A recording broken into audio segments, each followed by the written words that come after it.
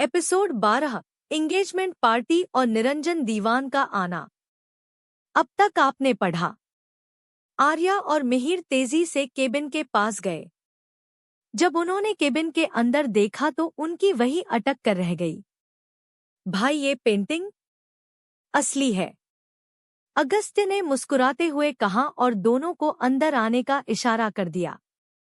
मिहिर ने अंदर आने के बाद डोर लॉक कर दिया और बोला, आपने इसके चोरी होने की झूठी अफवाह फैलाई है। अगस्त्य ने कुछ नहीं कहा, बस मुस्कुरा दिया। आर्या और मिहिर ने एक दूसरे को शौक से देखा, फिर अपने भाई को, जो इस वक्त काफी मिस्टीरियस लग रहा था। अब आगे।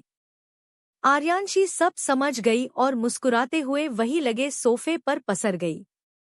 उसने अपनी चमकती आंखों से अगस्त्य को देखकर कहा, मान गए भाई, क्या दिमाग लगाया है। पहले इस पेंटिंग के चोरी होने के चांसेस बहुत थे, लेकिन अब जब ये पहले से ही चोरी हो चुकी है तो इसे दोबारा कौन चुराने आएगा। बिल्कुल, मेरी बहन काफी समझदार हो गई है। अगस्त्य उसके पास आया, प्यार से सर सहलाकर बोला। तभी मिहिर ने चिढ़ते हुए कहा, मुझे यहाँ शौक लग गया सुनकर, और आप दोनों अलग लगे हुए हो। अरे इस पेंटिंग के बारे में झूठी अफवाह फैलाने की वजह से आपको पता भी है कितनी प्रॉब्लम होगी। अफवाह झूठी नहीं है, पेंटिंग सच में सबके सामने से और गवर्नमेंट की टाइट सिक्योरिटी के नाक के नीचे से चोरी हुई है। कोई हमें ब्लेम नहीं कर सकता। वो बात अलग है कि जिस पेंटिंग को उस चोर ने चुराया वो नकली है और असली वाली यहाँ मेरे पास है। भाई, क्या आप जानते थे कि इस बार चोर पेंटिंग ले जाने में कामयाब हो जाएगा? आर्या ने कुछ सोचते हुए पूछा। अगस्त्य ने हाँ में सर हिलाया और कहा, इससे पहले भी बहुत बार उस पेंटिंग के लिए कई असासिन आए, लेकिन वो इतने शक्तिशाली नहीं थे। फिर हमारे पास अल्फा की टाइट सिक्योरिटी टीम थी, जिससे वो कभी कामयाब नहीं घूर। अल्फा सिक्योरिटी टीम तो बहुत ही हाई लेवल के लोगों को दी जाती है। आप उसे हायर कर पाए थे, लेकिन अब क्या हुआ जो वह सिक्योरिटी टीम नहीं आई। अल्फा सिक्योरिटी आनिक्य राणावत की कंपनी है। उसकी उसी कंपनी से सभी बड़े बड़े लोग अपने लिए सिक्योरिटी हायर करते हैं, और मैंने भी अपनी हर एग्जीबिशन में उन्हें हायर किया, लेकिन अब कंपनी रूल बदल चुका है और उस कंपनी के जितने भी हाई लेवल के बॉडीगार्ड्स थे वो राणावत फैमिली के सभी मेंबर के लिए हायर हो गए हैं। इसलिए उनके पास उतने कैपेबल लोग और नहीं थे, इसलिए मैंने उन्हें इस बार हायर नहीं किया।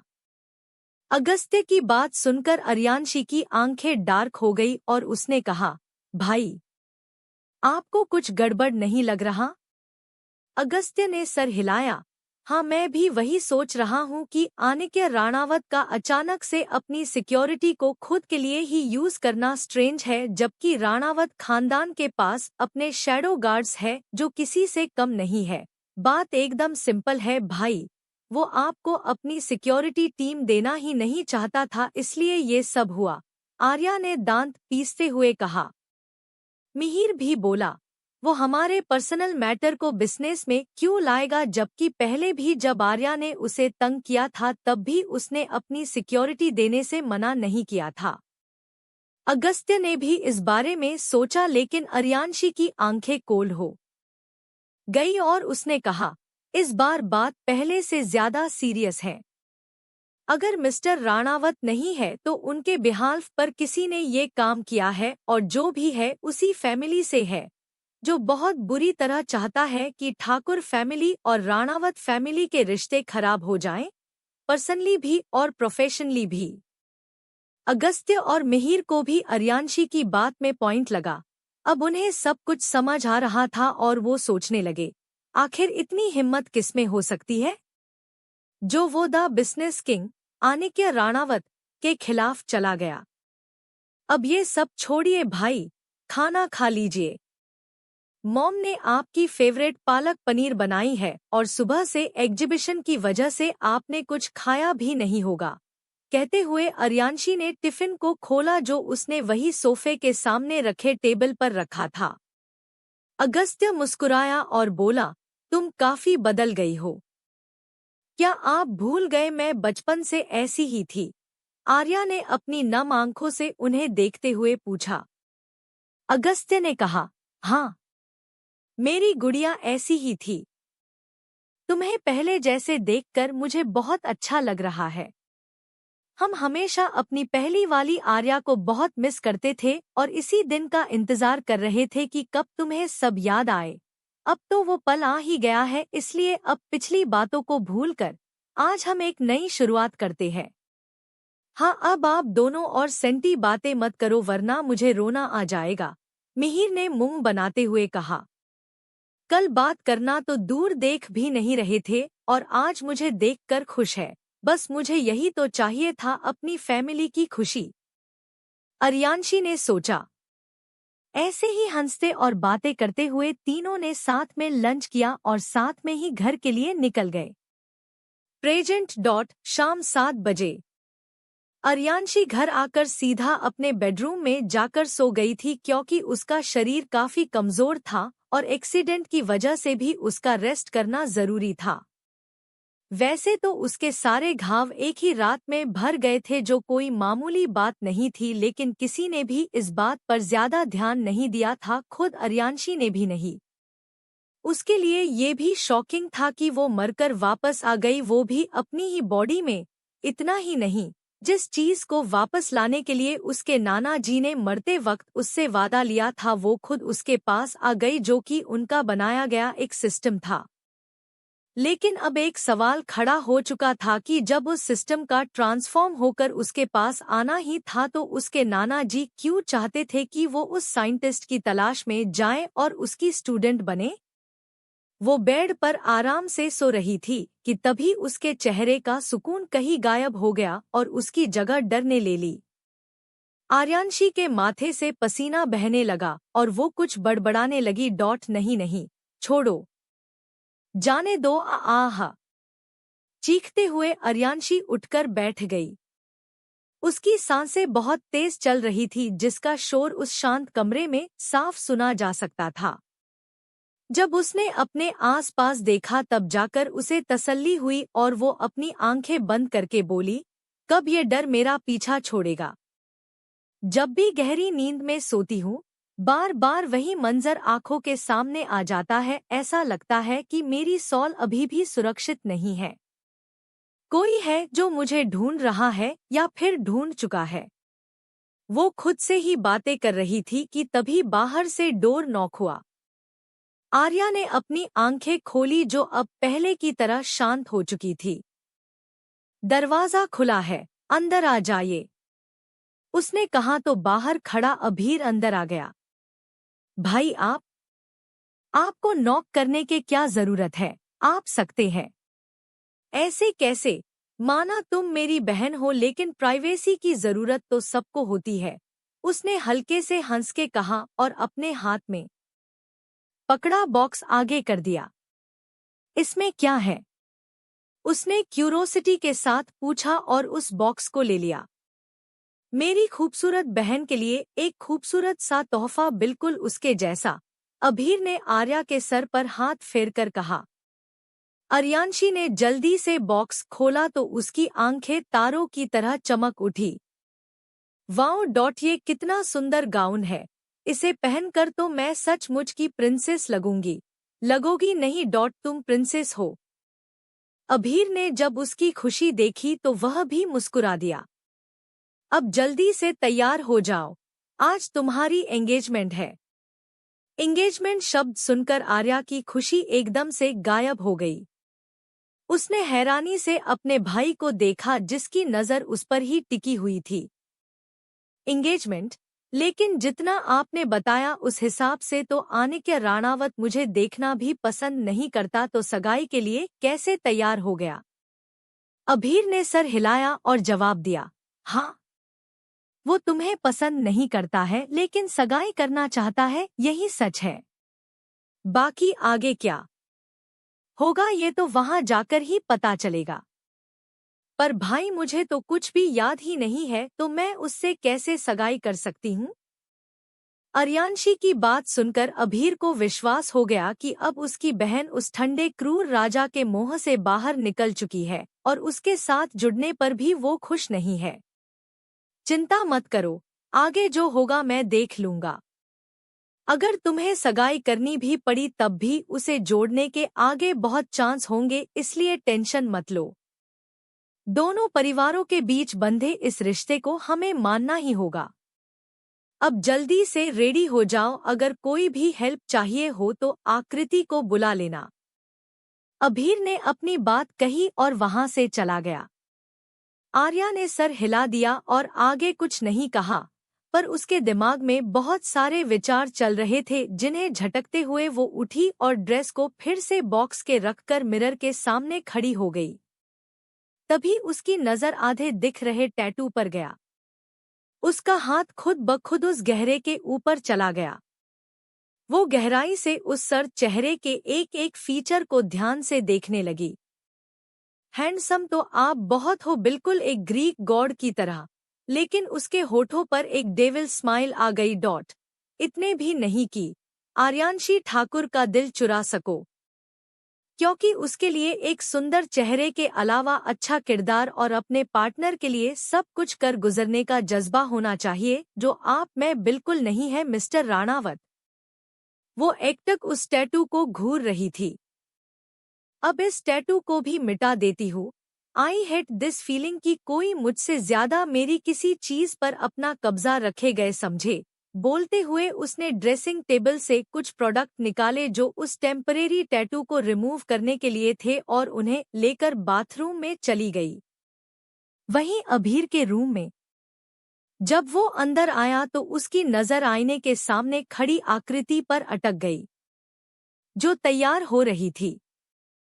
जब अभीर की नजर उसके कपड़ों पर गई तो उसकी आंखें छोटी हो गई और वो अपनी ठंडी आवाज में बोला, ड्रेस चेंज करो। अचानक आई आवाज से आकृति चौंक गई और उसकी नजर आईने में दिख रही अभीर की ठंडी नजरों से जा मिली। कुछ प्रॉब्लम है ड्रेस में? आकृति ने खुद के कपड़ों को आईने में देखते हुए पूछा। अभीर उसके पास आया और उसकी खुली पीठ की तरफ इशारा करके बोला, ये बैकलेस है और बहुत ज्यादा रिवीलिंग। तुम ये नहीं पहनोगी। आकृति की आंखें सिकुड़ गई और उसने अपने हाथ फोल्डर करके गौर से अभीर को देखकर बोली, अगर ये रिवीलिंग है तो मिस्टर ठाकुर, जब मैं साड़ी पहनती हूँ तब आपने क्यों नहीं कहा कि पीठ दिख रही है या पेट दिख रहा है? क्योंकि वो तो तुम मेरे सामने ही पहनती हो। कहते हुए उसने अपनी नजरें उससे हटा ली और उसके कान लाल हो गए। वही अब घूरने की बारी आकृति की थी। उसने कहा, मतलब आप मुझे देखते भी हो? हाँ, तो अपनी वाइफ को नहीं देखूंगा तो क्या पड़ोसी की वाइफ को देखूंगा। बोलते हुए उसने अपने हाथ में पकड़ा पैकेट आकृति को थमाया और टॉवल लेकर वॉशरूम में जाने से पहले बोला, ये तुम्हारे लिए है, इसे पहन लो। आकृति हैरानी से उसे देखती रह गई। फिर उसने उस पैकेट को खोला तो उसके चेहरे पर मुस्कान छा गई। तभी उसकी नजर एक नोट पर गई। उसने नोट को खोला जिसमें लिखा था, आई नो, इसे पहनकर तुम सबसे सुंदर लगोगी। उसे पढ़कर आकृति के गाल लाल हो गए और वो मुस्कुराते हुए वही अपने वॉक इन क्लोसेट में चेंज करने चली गई। राणावत हवेली। हवेली को बहुत ही सुंदर ढंग से सजाया गया था, जिससे वो और भी ज्यादा आलीशान और खूबसूरत दिख रही थी। बाहर से वो सफेद ग्रे हवेली लाइटों से सजी थी और साथ में महंगे आर्टिफिशियल फूलों से डेकोरेशन की गई थी। हवेली के रास्ते के बीचों बीच एक बहुत बड़ा फाउंटेन था जिसमें अलग अलग रंग की लाइट लगाई गई थी और अंधेरे में उछलता पानी उसी रंग का दिख रहा था। ये नज़ारा दिखने में काफी अट्रैक्टिव लग रहा था। गार्डन को भी सुबह साफ कर दिया गया था और पेड़ों को सुंदर तरीके से तराश कर काटा गया था। उनके अलग अलग आकार बने हुए थे जिसे देखते हुए हर मेहमान तारीफ करने में चूक नहीं रहा था। इंदौर शहर की ये दो हवेली सबके आकर्षण का केंद्र थी। एंगेजमेंट पार्टी में सभी बड़े नामी गिरामी businessman, politician, superstar, director, producer, singer, doctor सभी अपनी फील्ड में टॉप लोगों को बुलाया गया था। रिलेटिव में रणावत खानदान के सबसे करीबी है दीवान फैमिली। दीवान फैमिली में निरंजन दीवान शेखर राणावत के ससुर है और इन्होंने ने ही कार्तिकेय, आनिक्य और आकृति का नाम लेकर अपनी दूसरी बेटी रश्मि से शादी करवा दी थी, जिससे उसके बच्चों को पिता का नाम मिल जाए, वो भी इतना पावरफुल। शेखर राणावत सभी गेस्ट से मिल रहे थे। वहीं रश्मि राणावत भी महंगी साड़ी और कीमती ज्वेलरी पहने अपनी फ्रेंड से घिरी खड़ी थी और बार बार अपने गहनों को किसी न किसी बहाने फ्लॉन्ट कर रही थी। उनकी एक दोस्त ने जब उसके चमकते हीरो के हार को देखा तो उसकी आंखें बाहर ही निकलने वाली थी। रश्मि, ये हार तो कितना सुंदर है, लेकिन इसका डिजाइन तो काफी यूनिक और पुराना लग रहा है। हाँ, क्योंकि ये राणावत खानदान का खानदानी हार है, उसने अपने आप पर इतराते हुए कहा। लेकिन इस खानदान का खानदानी हार तो बेटियों को दिया जाता है, तुमने इसे क्यों पहना है? तभी उनमें से एक और औरत ने कहा, जो दिखने में रश्मि से भी ज्यादा रिच लग रही थी, क्योंकि उसकी फैमिली के साथ साथ ससुराल भी बहुत ज्यादा पावरफुल था। हाँ, ये मेरी बेटी का ही है, मैं इसे नहीं पहनना चाहती थी, लेकिन रीवा ने जिद की तो मैंने पहन लिया। उसकी बात सुनकर अब किसी ने कुछ कहा तो नहीं, लेकिन इशारों से एक दूसरे से बातें करने लगी। जिस पहली औरत की नजर उसके हार पर गई थी, वो अपने बगल में खड़ी औरत के कान में बोली, ये इस फैमिली में चल क्या रहा है? घर के असली खून बड़ी बेटी को छोड़कर इन्होंने ये खानदानी हार, जो घर की बेटी का होता है, उसे किसी और की बेटी को दे दिया। माना कि वो भी अब इस घर का हिस्सा है, लेकिन इसका ये मतलब तो नहीं कि जो सच में इसके काबिल है उसे छोड़ दिया जाए। उस औरत की बात पर हामी भरते हुए वो औरत जिसने सवाल किया था, उसने भी कहा, अगर खून के रिश्ते को नकार भी दे, फिर भी वो इस फैमिली की बड़ी बेटी है, तो इस हिसाब से भी उसका सबसे ज्यादा हक बनता है। तभी बीच में खड़ी औरत जो शांति से उनकी बात सुन रही थी, उसने कहा, कुछ गड़बड़ जरूर है। जहां तक मुझे पता है, शेखर राणावत किसी में भेदभाव भले नहीं करते, लेकिन अपनी बेटी को पूरी तरह से भूल जाए, ऐसा भी नहीं है। हाँ, अब मुझे भी ऐसा ही लगता है। जिस तरह से खुश होकर ये इस हार को दिखा रही है, उससे साफ है कि कोई तो तिकड़म इसने लगाई है, तभी इसकी बेटी को ये मिला है। वो औरतें सभी हाई सोसाइटी की जानी मानी फैमिली से थी और रश्मि राणावत, जो कि दीवान फैमिली की दूसरी बेटी है, उसकी नीयत से वाकिफ थी। रश्मि राणावत ने जब देखा कि वो अब अपने आप में ही खुसफुसाते हुए बातें कर रही है, तो वह भी वहां से चली गई। तभी उनकी नजर दरवाजे पर गई और आंखें चमक उठी। वो तेजी से अपनी साड़ी को लहराते हुए मेन गेट के पास आ गई। पापा डॉट उन्होंने खुशी से सामने खड़े अधेड़ उम्र के आदमी को पुकारा, जो शेखर राणावत से मिल रहे थे। उन्होंने अपनी बेटी को देखा और मुस्कुरा दिए। रश्मि उनके गले लगकर बोली, कितने दिन हो गए, आप अब जाकर आए हो। मैंने आपको बहुत याद किया और सबसे ज्यादा बच्चों ने। अब मैं बूढ़ा हो गया हूँ, इसलिए तुम्हें ही मुझसे मिलने आना होगा। आज तो बस मैं अपनी नातिन की वजह से आया हूँ। उसने कहा था कि आज अगर मैं नहीं आया तो नाराज हो जाएगी। फिर इधर उधर देखते हुए कहा, है मेरी नातिन? दिख नहीं रही। वो अभी यहाँ वहाँ देख ही रहे थे कि सभी मेहमानों का ध्यान एंट्रेंस पर चला गया। जब निरंजन दिवाकर ने पलटकर देखा तो उनकी आंखें सिकुड़ गई। सामने ठाकुर फैमिली खड़ी थी, जो ठीक उनके पीछे थी। जब उनकी नजर अभीर के साथ खड़ी आकृति पर गई तो उनकी आंखें ठंडी हो गई और उन्होंने अपना चेहरा फेर लिया। वहीं उनका ऐसा मुंह मोड़ना उसे अच्छा नहीं लगा, जिससे उसकी आंखों में नमी उतर आई। आकृति ने सब कुछ सुना था जो उन्होंने कहा।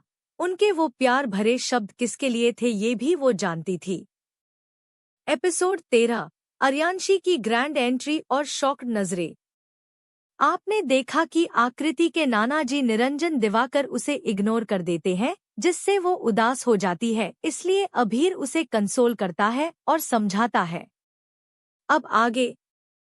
अभीर ने अपनी पकड़ उसके हाथ पर कस दी और थोड़ा झुककर उसके कान में बोला, जिन्हें तुम्हारी कद्र नहीं उनके बारे में फिक्र करना छोड़ दो।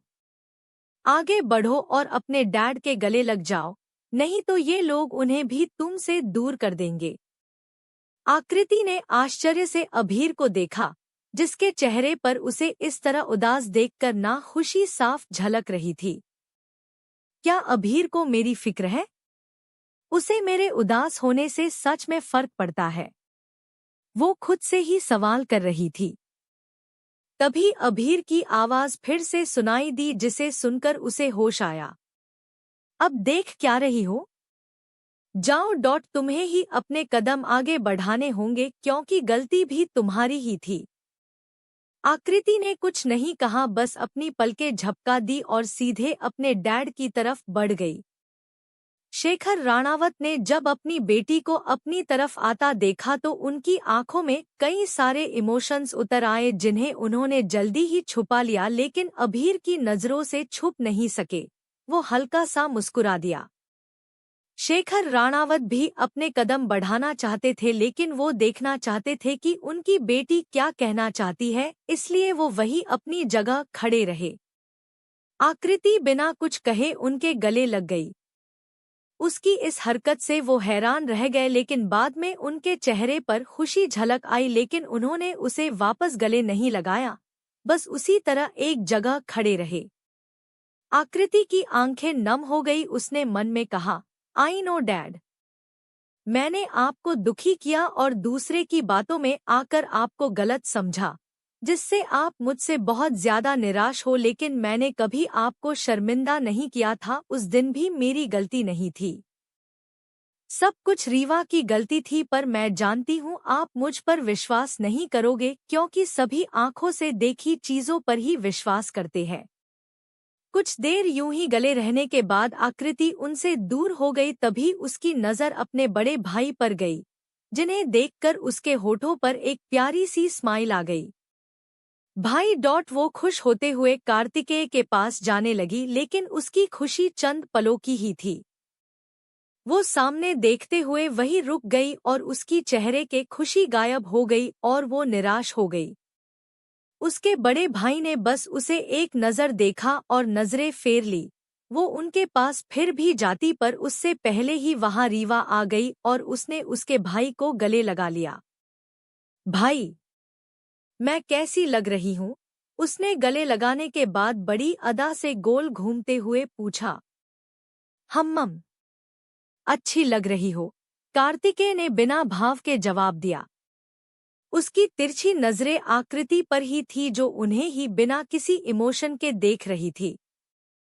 आकृति ने उस ड्रेस को देखा जिसे रीवा ने आज पहना था। ये वही ड्रेस थी जो उसके आनेक्या भाई उसके लिए लाए थे, लेकिन रीवा ने जिद करके और इमोशनल ब्लैकमेल करके उससे ये ड्रेस छीन ली थी। वही बेवकूफ थी जो हमेशा अपने भाइयों की लाई सभी चीजें उसके एक बार जिद करने पर दे देती थी, जिससे बाद में उसके भाई उससे निराश हो गए और उन्होंने उसके लिए गिफ्ट लाना बंद कर दिया।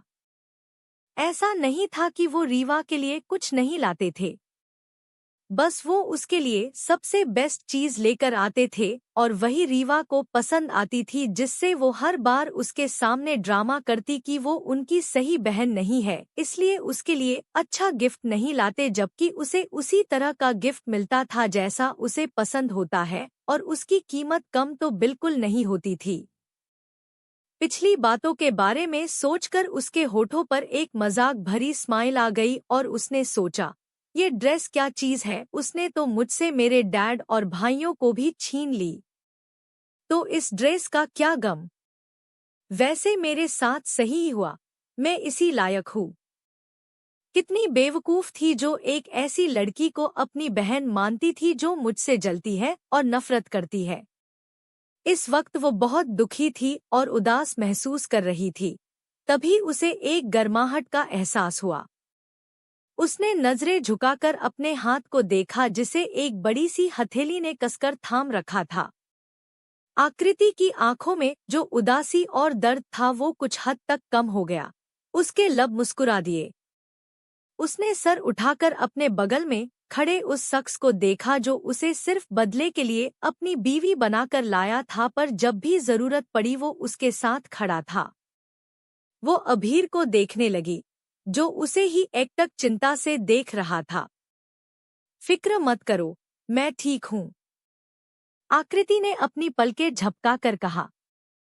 फिर एक नज़र सामने थोड़ी दूर खड़े अपने भाई को देखकर, जो अभी भी अपनी बहन जिससे वो सच में प्यार करते हैं उसके साथ खुशी से बात कर रहे थे।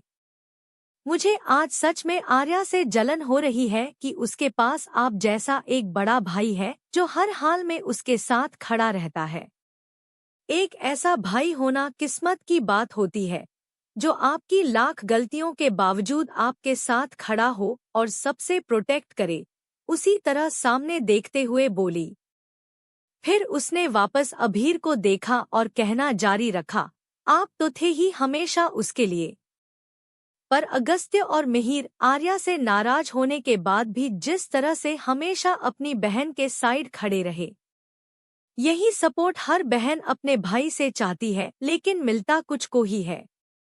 कहने को मेरे पास भी 2 भाई है पर उन्हें मेरी कोई फिक्र नहीं है। हाँ, मैंने काफी गलतियां की है, पर क्या वो मुझे माफ नहीं कर सकते? बोलते हुए आकृति के चेहरे पर दर्द भरी एक फीकी स्माइल थी। वो अपना दर्द उस स्माइल के पीछे छुपा रही थी जिसे अभीर साफ देख पा रहा था। तुम्हें जलन महसूस करने की जरूरत नहीं है। अगर वो तुम्हारे साथ नहीं है तो क्या हुआ? अब तुम मेरी जिम्मेदारी हो, मेरी बीवी हो। इसलिए मिसेज अभीर ठाकुर अब से ये कभी मत सोचना कि कोई नहीं है जो तुम्हारी साइड खड़ा रहे। अब तो आर्या भी है, तुम्हारी उसके साथ बहुत अच्छी बनने लगी है कुछ ही वक्त में, अभीर ने कहा। तो आकृति मुस्कुरा दी। हाँ, वो है ही इतनी प्यारी। अब मुझे समझ आया कि आप क्यों कहते थे कि मेरी बहन से ज्यादा प्यारा कोई नहीं है। अगर मैं भी बचपन वाली आर्या से मिली होती तो मेरे भी शब्द यही होते। दोनों मुस्कुराते हुए बातें कर रहे थे। वहीं आसपास के मेहमान उनकी जोड़ी को देखकर तारीफ किए बिना नहीं रह रहे थे। उन दोनों को एहसास भी नहीं हुआ था कि वो अनजाने में ही साथ में बातें करते हुए एक दूसरे का हाथ पकड़े एंट्री कर चुके थे। Dark blue Italian business suit में सबका अटेंशन उनकी खूबसूरत जोड़ी पर था। रीवा राणावत, जो आकृति को जलाने के लिए कार्तिकेय से एक जिद्दी बच्चे की तरह बातें कर रही थी और स्वीट बन रही थी। जब उसने अभीर को इस तरह से आकृति के साथ पेश आता देखा तो उसकी आंखें जलन से भर गई और वो गुस्से से उन्हें घूरने लगी। वहीं कार्तिकेय वहां से जा चुका था, लेकिन उसकी नजर अपनी बहन के मुस्कुराते चेहरे को देख सकती थी। वो खुश था कि अभीर उसके साथ अब अच्छे से रह रहा है। वो लिफ्ट से 3rd फ्लोर पर चला गया। कार्तिकेय रूम में आया और उसने अपने छोटे भाई को तैयार होते हुए देखा। आनिक्य, मुझे लगता है तुम्हें आर्या से सगाई कर लेनी चाहिए। उनके शब्द अनजाने में ही उसके पत्थर दिल को हिला गए थे, पर वो इतनी आसानी से कहाँ मानने वाला था। आप जानते हो कि मुझे उस लड़की के नाम से ही इतनी इरिटेशन होती है और उसके साथ एक छत के नीचे रहने के ख्याल से ही मुझे नफरत है। झूठे और मक्कार लोगों की मेरी लाइफ में कोई जगह नहीं है। आज जो होगा वो उसे एक सबक सिखाने के लिए है। इससे ये भी बाहर आ जाएगा कि वो याददाश्त जाने का नाटक कर रही है या फिर सच बोल रही है। वैसे भी किस इंसान की 2-2 बार याददाश्त जा सकती है, जब तक कि उसे भूलने की बीमारी ना हो। तुम्हें इस बात से इतना क्यों फर्क पड़ रहा है? अगर वो याददाश्त जाने का नाटक भी कर रही हो तो तुम्हें इतना फर्क नहीं पड़ना चाहिए। कार्तिकेय ने उसके चेहरे पर छाए भावों को पढ़ते हुए सवाल किया, लेकिन आनिक्य ने कोई जवाब नहीं दिया। उसे चुप देखकर कार्तिकेय ने भी आगे कोई सवाल नहीं किया। ठीक है, जो करना है करो, पर एक बात ध्यान में रखना, हमारी बहन उस घर की बहू है। अगर हमने अभीर की बहन को टारगेट किया तो वो उसका बदला हमारी बहन को हर्ट करके लेगा। आपको अब आकृति की फिक्र हो रही है, जबकि अभी अभी खुद ही उसे उदास करके आए हो। तुम देख रहे थे? कार्तिकेय ने पूछा। आनिक्य राणावत की नजरें हर तरफ होती है, वहां भी जहां वो मौजूद नहीं होता। हाँ, मैं कैसे भूल गया, मेरा छोटा भाई कोई मामूली शख्स नहीं है। हाँ, वो उदास हो गई, लेकिन उन माँ बेटी की सच्चाई उसके सामने लाने के लिए ये करना जरूरी है। मैं चाहता हूँ वो खुद के लिए लड़ना सीखे, जिससे कोई भी उसे तोड़ ना सके। अब वाली आकृति लोगों के असली चेहरे साफ देख सकती है। वो कहने को हमारी मासी है, लेकिन हमारी मॉम का घर तोड़ने वाली भी है। अगर हमारा मतलब नहीं होता तो उन्हें कब का इस दुनिया से गायब कर देता, साथ ही उस बुढ़े को। भाई वो वक्त भी आएगा, लेकिन तब तक जैसा चल रहा है वही होने दो। खैर चलो, डैड तुम्हें नीचे बुला रहे हैं। कार्तिकेय ने बात बदल दी। हम्म। आनिक्य ने एक नज़र खुद को देखा, फिर अपने रौब के साथ ही रूम से निकल गया। जब दोनों भाई साथ में हॉल में आए तो सभी की नजरें उन पर ही अटक गई। आनिक्य को देखकर तो लड़कियां पागल ही हो गई थी। आखिर ये वही चेहरा था जिसे देखना हर किसी की किस्मत में नहीं था। सबसे अनोखी उसकी हेजल ग्रीन आईज थी, जिनकी दीवानी पूरे इंदौर शहर की लड़कियां थी, और जहां भी जाता वो उसकी इन आंखों को भूल नहीं पाता। कार्तिकेय भी बहुत हैंडसम था, लेकिन वो एक डॉक्टर होने की वजह से हर दिन सबको नजर आ ही जाता था।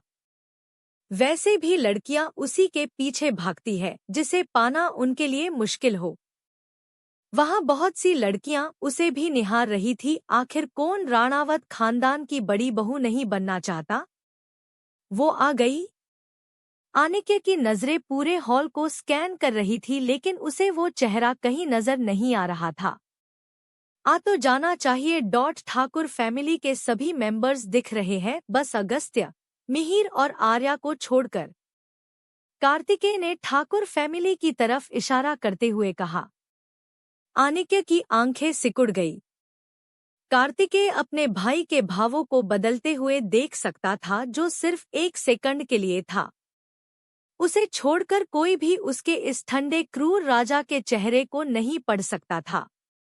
कभी कभी तो वो भी नहीं समझ पाता था कि उसके दिमाग में क्या चल रहा है। तभी शेखर जी की नज़र अपने दोनों बेटों पर पड़ गई और वो अपने साथ खड़े अभिमन्यु से बोले, मेरा बेटा तो आ गया, पर आर्या कहाँ है? कहीं दिख नहीं रही है। वो हमारे साथ ही आ रही थी, लेकिन लास्ट मोमेंट पर उसकी हील टूट गई, इसलिए उसने कहा कि हम जाए, वो आ जाएगी। पहले मैं नहीं माना, लेकिन फिर मिहिर और अगस्त्य वहां रुक रहे थे तो मैं, अभीर और आकृति आ गए। भाभी नहीं आई? शेखर ने पूछा। नित्या का जिक्र सुनकर अभिमन्यु के चेहरे पर उदासी छा गई, जिसे देखकर शेखर समझ गए कि उन्होंने गलत सवाल पूछ लिया है। तुम तो जानते हो उसे लोग क्या सोचेंगे, इसकी कितनी फिक्र रहती है। फिर सही भी है, दुनिया के सामने और लॉ के हिसाब से अब हम हस्बैंड वाइफ नहीं है, और इसके बाद भी हम साथ आते तो लोग अपना मुंह कहाँ बंद रखने वाले थे। हाँ, भाभी अपनी जगह सही है। वो अभी बातें कर ही रहे थे कि उनके कानों में रिवान की आवाज आई। वो स्टेज पर खड़ा था, जहां बीचों बीच एक प्रीमियम रॉयल सोफा रखा हुआ था और बैकग्राउंड को एंगेजमेंट की थीम लाइट पिंक और वाइट के कॉम्बिनेशन में डेकोरेट किया गया था, जिसके बीचों बीच बेटर टुगेदर का टैग लगा हुआ था, जिसमें लाइट्स लगी थी। डेकोरेशन बहुत ही सिंपल था, लेकिन उतना ही beautiful. So ladies and gentleman, जिस लिए आप सभी को यहाँ इनवाइट किया गया था, वो घड़ी आ चुकी है। मेरे बड़े भाई the business king Anikya Ranawat finally उस लड़की से शादी करने के लिए तैयार हो गए हैं जो हमेशा उनका पीछा करती थी। ये कहकर वो हंसा। उसकी देखा देखी सभी लोग हंसने लगे। डॉट पर अभीर, आकृति, शेखर और अभिमन्यु जी के भाव कठोर हो गए थे। मैं जानता हूँ, इंट्रोडक्शन थोड़ा फनी हो गया, लेकिन क्या करे, उसकी हरकतें ही ऐसी है कि कोई हंसे बिना रह ही नहीं सकता। वो मेरे भाई के पीछे एक दीवानी की तरह ऐसे घूमती थी जैसे कुत्ता हड्डी को देखकर ललचाता है। आनिक्य, रोक इसे। ये क्या करने की कोशिश कर रहा है? कार्तिकेय ने गुस्से से रिवान को घूरते हुए बगल में खड़े अपने भाई से कहा। आनिक्या के चेहरे पर कोई भाव नहीं थे। उसका ध्यान अपने फोन में था जहां वो अपने ऑफिस की फाइल को रीड कर रहा था। उसे वह मौजूद किसी भी शख्स से मतलब नहीं था। रिवान इतने में ही नहीं रुका, उसने आगे कहा, कहाँ मेरे जीनियस भाई और कहाँ वो बिगड़ी हुई लड़की जिसे बस पैसे उड़ाना आता है। मुझे तो वो बिल्कुल पसंद नहीं, लेकिन क्या कर सकते हैं। मेरे डैड उसे अपनी बेटी मानते हैं और उस बेशर्म लड़की की खुशी के लिए मेरे इतने टैलेंटेड और हैंडसम भाई की सगाई उस जैसी बदसूरत, बिगड़ी हुई अमीरजादी से तय कर दी। अभीर का खून गुस्से से खोल रहा था। वो जैसे ही रिवान की तरफ बढ़ने को हुआ कि आकृति ने उसका हाथ पकड़ लिया। अभीर ने अपनी खूनी लाल आंखों से उसे देखा तो वो कांप गई, पर उसने उसे बस अपने फोन में आए मैसेज को दिखा दिया। रिवान अभी भी नहीं रुक रहा था। उसने आगे कहना जारी रखा, अर्यांशी ठाकुर जैसी लड़की क्या मेरे भाई को डिजर्व करती है, जिसकी अपनी कोई पहचान नहीं है? अरे, उससे बेहतर तो मेरे भाई किसी मैड से शादी कर ले। कम से कम वो अपने दम पर तो जीना जानती है। पूरे हॉल में तरह तरह की बातें होने लगी और वहां आए सभी बड़े बड़े परिवार के लोग भी ठाकुर परिवार को देखकर धीरे धीरे से बातें करने लगे। लड़कियां जो पहले ही उसकी किस्मत से जल रही थी, उन्हें तो मौका मिल गया था, इसलिए वो जोर जोर से हंसते हुए उसका मजाक बना रही थी। Clap clap. गॉसिप और मजाक भरे माहौल में किसी के तालियों की तेज आवाज गूंज गई और सबकी नजर एंट्रेंस की तरफ मुड़ गई। आनिक्य, जिसका ध्यान अपने फोन में था, उसका दिल अनजाने में ही एक जाने पहचाने एहसास से भर गया और उसकी नजर सामने की तरफ टिक गई। मुझे नहीं पता था कि तुम्हारे भाई के पास इतना ग्रेट टेस्ट है। जरा मैं भी तो जानूं वो किस नौकरानी से सगाई और शादी करना पसंद करेंगे। सन्नाटे को चीरते हुए एक बेहद ही मीठी लेकिन कॉन्फिडेंट आवाज सबको सुनाई दी। हील्स की टक टक की आवाज के साथ एक बहुत ही अट्रैक्टिव फिगर उन्हें दिखाई दिया। वो जैसे ही अंदर आई तो वही एंट्रेंस के पास खड़ी मैड उसे इतने पास से देखकर सदमे में चली गई और गलती से चलते हुए बैलेंस खो बैठी और उनके हाथ से फूलों से भरी ट्रे ऊपर उछल गई, जिसके फूल सीधा अर्यांशी के ऊपर जा गिरे। अर्यांशी के लब मुस्कुरा उठे और उसकी जेट ब्लैक आईज की चमक और भी तेज हो गई। शेखर राणावत अभिमन्यु ठाकुर से बोले, इस घर में पहले ही मेरी बहू का स्वागत कर दिया है। अभिमन्यु ने उन्हें घूर कर देखा, लेकिन कहा कुछ नहीं। परफेक्ट फीचर, रंग दूध जैसा गोरा, हल्के मेकअप के साथ वो बला की खूबसूरत लग रही थी। लाइट पिंक साड़ी में उसका तराशा हुआ गोरा बदन हद से ज्यादा आकर्षक लग रहा था। कमर तक आते डार्क ब्राउन बाल, जिन्हें लूज कर्ल करके खुला छोड़ दिया था, वो उसके लुक को कॉम्प्लीमेंट कर रहे थे। आज सही मायने में उसकी खूबसूरती सभी के सामने आई थी। वो हर तरह से परफेक्ट थी और ये बात आज सब अपनी आंखों से देखेंगे भी और जानेंगे भी। अब सबके सामने वो चेहरा था जिसे उन्होंने देखा तो बहुत बार, लेकिन जो अंदाजा था वो बिल्कुल नया था। वहां मौजूद किसी को यकीन नहीं हो रहा था कि जो वो देख रहे हैं वो सच भी है या नहीं। सबकी नजर सामने से आ रही एलिगेंट, कॉन्फिडेंट और उस मोस्ट ब्यूटीफुल चेहरे पर टिकी हुई थी, जिसके होठों पर छाई सरकास्टिक स्माइल सभी को चिढ़ा रही थी। आनिक्य, जो वहां होते हुए भी नहीं था, वो अपने काम में ही खोया हुआ था, लेकिन उसके कदम रखते ही उसकी वो हैजल आंखें अपने आप एंट्रेंस की तरफ चली गई थी। अर्यांशी की बात सुनकर उसके चेहरे पर कोई भाव नहीं आया था, लेकिन आंखें डार्क हो चुकी थी। वहीं अभीर, आकृति और अभिमन्यु जी के चेहरे पर एक प्राउड स्माइल थी। क्या आनिक्य को बुरा लग रहा है जब उसने उसकी सगाई किसी और के साथ करने की बात की तो? अपनी बेटी की सबके सामने इंसल्ट होते देखने के बाद भी अभिमन्यु ठाकुर ये सगाई होने देंगे?